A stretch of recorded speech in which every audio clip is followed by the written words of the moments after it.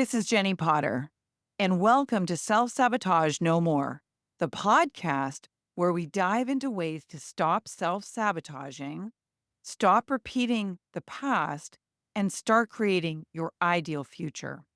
This podcast is intended to inspire you and give you tangible tools and understanding alongside your personal growth journey. My divine mission is to help you get out of your own way and step into your God-given gifts. I want to make sure that you know I am not trying to diagnose or cure any kind of emotional, physical, or psychological illness. If you feel like you're a danger to yourself or others, please seek help from a qualified health professional. All right, let's jump in and continue along the journey to self-sabotage no more.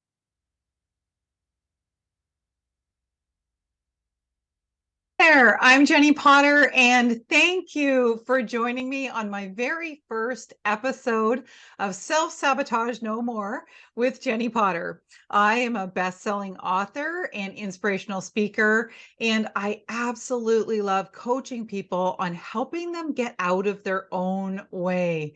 My divine mission is to help others identify and release the obstacles that are holding them back from living their best lives, unwrapping and discovering and using their God-given gifts, and stopping the self-sabotage that is holding them back from living their absolutely best, beautiful life.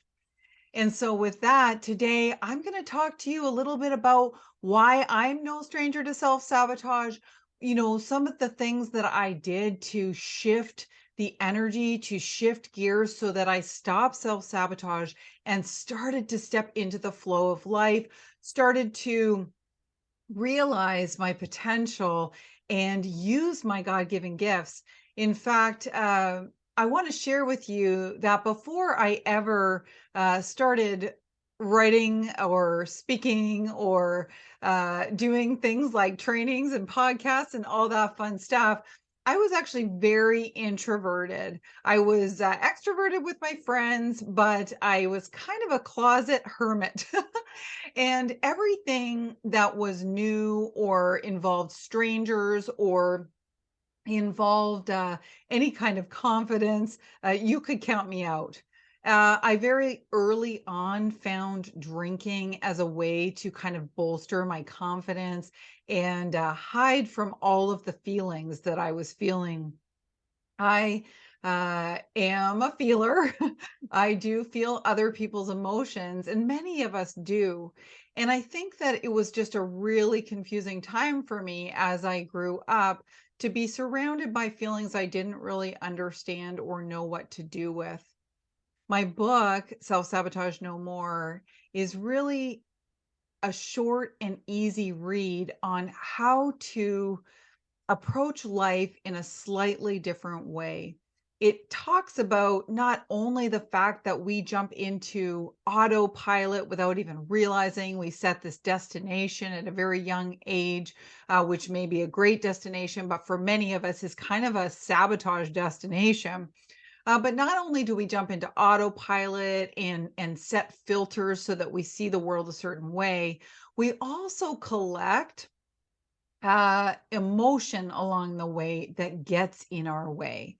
And so throughout this series, I'm going to discuss with you how we can release that emotion and how we can get out of our own ways. And so I'm going to be giving you lots of tangible tools. In fact, my promise to you is that at the end of each episode, I will give you one tangible tool or exercise or takeaway that you can go on using in your day-to-day life to step more into the flow and get out of your own way. So I mentioned that I had a lot of self-sabotage in my past, and I don't even love to get into that story, but I do want you to know where I came from. I came from a wonderful family, where I was taught to, wipe that look off your face. So get big smile no matter whether you're feeling sad or mad or grumpy or anything like that. And as I grew up and things happened, I began to push down my feelings, and specifically anger was something that I did not like to show to others. It was always a rare occurrence if someone saw me angry, and usually that was just family, meaning mom, brother, uh, father. And so along the way, I started to use alcohol and drugs to cope with my life, and I didn't do well in that way. I had sort of an unfortunate thing happen to me. I started drinking around 12, and by the age of 14, I was a little bit out of control with the drinking. And many of my friends were, but I always used to kind of take it to that extreme level. And I was at a party, very drunk, and a guy took advantage of me, held me down, and um, things were never really the same after that. I was always already on a path to self-destruction. But when this happened, I made it mean a few things. I made it mean that I was unlovable, unworthy of love, that I was dirty, and that no good man would ever want me. And this is the age of 14. I basically set a filter that I was no longer desirable. I set a filter that I was ugly. I literally would look in the mirror and tell myself that I was ugly, that no one would ever want me. I was very blessed that I had a relationship with God all the way through this. I used to talk to God a lot. Uh, I used to share with him. I used to journal to him. I used to say to him, I know you're going to use this for good. But I was in a lot of pain. And so fast forward from those years, about the age of 30, I shifted a little bit. Someone came into my life and told me about affirmations. And this was the first thing that I had ever done that started to make a dent. Now, I'm going to tell you that affirmations alone took me a decade to shift my energy. But I was committed to it, and I showed up every single day. I looked in the mirror and I said 3 affirmations. And as I got more comfortable with those affirmations, I began to speak more to the mirror and more look myself in the eye and speak goodness into me. But I had been through a decade of abusive and difficult relationship, not only with myself, but with a partner. And I got out of that, and it was awesome. And I'll never forget the day this healer said to me, she showed me affirmations and she said to me, Jenny, what are the 3 things that you think about every single day? Like, what are your thoughts? What are your recurring thoughts? What are the thoughts that happen in your head over and over? And you can stop and kind of write that question down and ask yourself that later. But notice what you're saying to yourself all the time. For some of you, this is, I'm so busy. I'm so busy. I'm so busy. For some of you, it's, I'm so tired. I'm so tired. I'm so tired. For some of you, it's, I suck, or I'm never good enough. Or for some of you, it's, I'm beautiful. I'm amazing. I'm incredible. I'm abundant.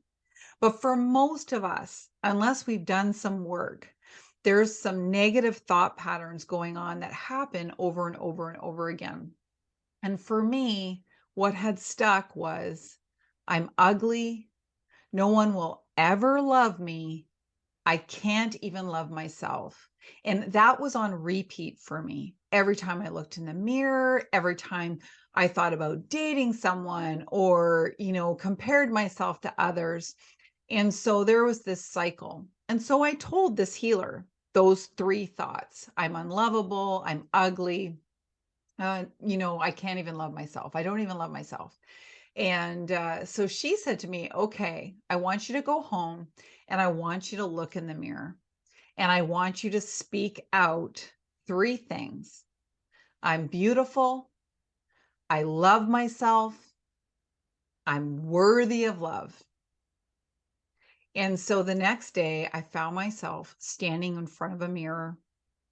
I had just left my abusive relationship and I was all alone with literally just a sleeping bag on the floor behind me, a shower curtain in the bathroom, and a couple of bar stools. And so there I am staring in the mirror, sleeping bag behind me, and I can't even bring myself to look myself in the eye as I speak these words, but I spoke them. I love myself. I'm beautiful. I'm worthy of love. And for me, that was when the journey of healing really began. I'm going to talk about why affirmations work in coming episodes, but just to keep it simple, we're talking about vibration here. And the reason why it took me a decade to shift my life and my energy with just affirmations was I wasn't vibrating at the level of those affirmations. I didn't feel like they were true. And B, I had a lot of unprocessed emotion, which we're going to talk about in coming episodes. I had a lot of unprocessed emotion that was blocking my vibration, that was radiating and broadcasting at a much lower vibration and getting in my way. And so I really just want to share with you today a really cool, tangible exercise that can help you start to move in the direction of your dreams. If you're finding that you're self-sabotaging, there's a great exercise we're going to walk through today together that may help you shift the direction or change the direction of your journey right now. You know, as I share this story, I feel like a completely different person. I can barely even remember or connect to the girl who looked in the mirror and thought she was ugly, who looked in the mirror and didn't love herself. These days, when I look in the mirror, I'm high-fiving myself. I'm celebrating, I'm cheering, I'm doing what I call raising hallelujah, lifting my hands in praise and gratitude and thanks because I'm beautiful, I love myself, I'm worthy of love and I'm worthy of so much more. I'm happily married and abundant and living my dream life. And I get to help others step into their dream lives too. And so I really truly did go from broken, destructive, self-hating, self-sabotaging, depressed, lost, practically penniless to being whole, abundant, confident, self-loving, purposeful, and full of joy. In the last few years, everything has come together. And in the last year and a half, I discovered a tool that is very simple. I always say that there's many doors to the same house, but this door I found beats many of the doors that I've discovered along the way. I mentioned I was a counselor in my background. I have a counseling background. I'm no longer a certified counselor. I let that certification go as I stepped more fully into coaching and helping people step into their future selves. What I found was we don't all need to verbalize what happened in our past, but we do need to open that door to identify the emotions and triggers and filters and beliefs that are holding us back from fully stepping into our gifts and our divine mission and purpose. And so the exercise I want to leave you with today is one of my favorite. It's called the ideal life. And so what I want you to do, if you're willing and open, is to write down on a piece of paper It's a year from now, but I want you to write it as if it's in the present. So pretend you are sitting at your desk or at your table a year from now and everything has fallen into place. You've gotten out of your own way. You've stepped into your gifts. You're financially comfortable. You love yourself. You're in a loving relationship, and all of your dreams are coming to fruition. I want you to write it as if it's already happened, your dream life. After you've written it, read it into your phone, okay? If you have an audio app or even just the video function on your phone, read it into your phone and listen to it. And when you listen to it, I want you to notice where you resist. I want you to notice where you feel like, oh, that's not true, or that's not me, or that's never going to happen. I want you to notice where you feel fear or discomfort or anxiousness or sadness. I want you to notice the thoughts that come up and just highlight those sections. Some of the things you already have, some of the things you are already living your ideal life, some of the things you would change. And so this is a really cool exercise to highlight what you don't think is possible. Okay. And so just highlight the areas that are a little bit hard to say and notice. In the coming episodes, you'll be able to learn how to clear that discomfort. But right now, we're just going to get clear on what's the goal? What would be dreamy? That's my favorite question. What would be dreamy? Okay. And once we shift into that, what would be dreamy? Just noticing what's uncomfortable. If you don't want to wait for coming episodes, you absolutely can get my book, Self-Sabotage No More, on Amazon. It's a super quick read. And if you listen to Audible, it's a super quick listen. But you can go through, there is a chapter, let's see, page 60, the alarm method, that will walk you through how to release these emotions that are coming up that you feel as you read your ideal life. You can also grab the PDF version of the alarm method at my website at www.jenniepotter.com.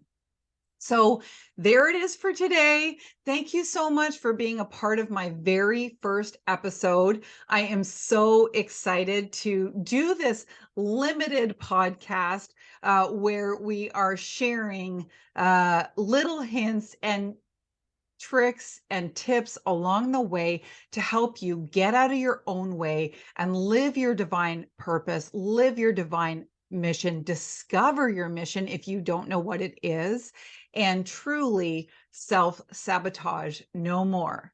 Thank you so much for listening to an episode of Self Sabotage No More with Jennie Potter. If you enjoyed this episode, please go ahead and make a comment, do a rating, give a testimonial. If you have not yet read my book, Self Sabotage No More, you can find it on Amazon and many of the other book buying, book listening apps. So check it out, Self Sabotage No More. And one last thing, if you would like to join my community and learn more on a weekly basis on how you can get out of your own way and step into your best life, please request to join my Facebook group community at Self Sabotage No More with Jennie Potter. You can find out all of this information, including working one on one with me, coaching wise, at jenniepotter.com. Thanks again for listening, and bye for now.